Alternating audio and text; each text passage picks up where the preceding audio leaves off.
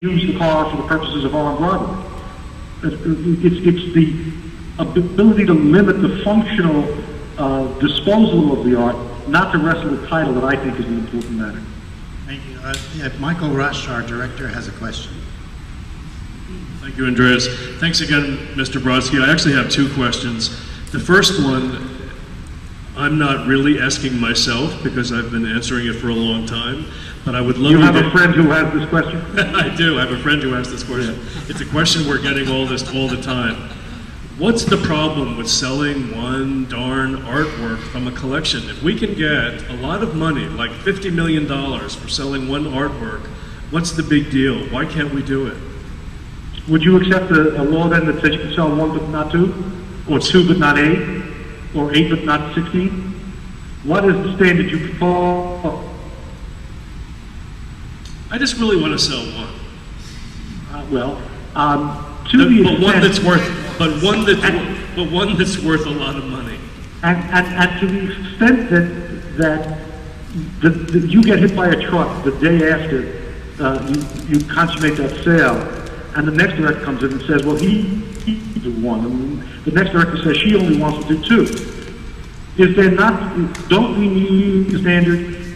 In fact, as you well know, the museum community has said very clearly that you can't sell art and be a member in good standing of the museum community, right, for other than the acquisition of art. We're not inventing the standard here.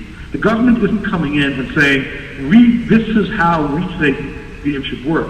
What we're saying is, we're enforcing on the museum community the same standards they adopted in good times we think they ought to live by in times that are difficult, which is really the only time you need standards. Okay, thank you. The second question is, there are some legal things going on, which, well, anyway, there are. What recommendations might you give us to initiate similar legislation in the state of Massachusetts? Well, it depends on whether, if you want to sell the art, or like some of the other folks in the community don't. You need to decide what you want as a community first. And then dealing with legislative bodies is almost always easy. Don't believe what you read in the newspapers. They're responsive, they're open, and they turn things around pretty quickly. On the assumption that you agreed on what the legal structure ought to look like, you should approach the chairman of the committee of jurisdiction on these matters in the House and Senate and work with them. But the key part of this is to come to a consensus about what the policy ought to be. Without being immodest about it, we think the bill we produced is something of a template, obviously adaptable to circumstances in different communities. Nonetheless, you should decide what your policy is, your collections policy. You should live by the standards you've always said you want to live by, and the artwork should stay available. That's the goal I would set for my alma mater as well as the state, but people are more than entitled to disagree. Thank you very much. Richard, can I say Richard? Oh, Your Excellency. Yes, I just interim question. I'm Sure. not that aware myself of all the ins and outs of the legal situation, but what I sense is that international law is actually in some way more developed on this very issue than domestic law. Italy has a law that allows its own citizens to own the art but not to export it.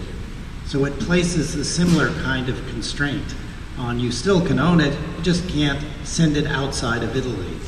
And there are other international laws that now pertain, and the UN and UNESCO has developed that legislation. Have you looked at some of that as well in developing your own law in the state of New York? We have, and I wouldn't necessarily say the international laws further developed, but certainly international legal theory is. The variety of ways in which communities deal with this is as infinite as the communities themselves. In America, state governments have the essential power over these kinds of matters. And there, I think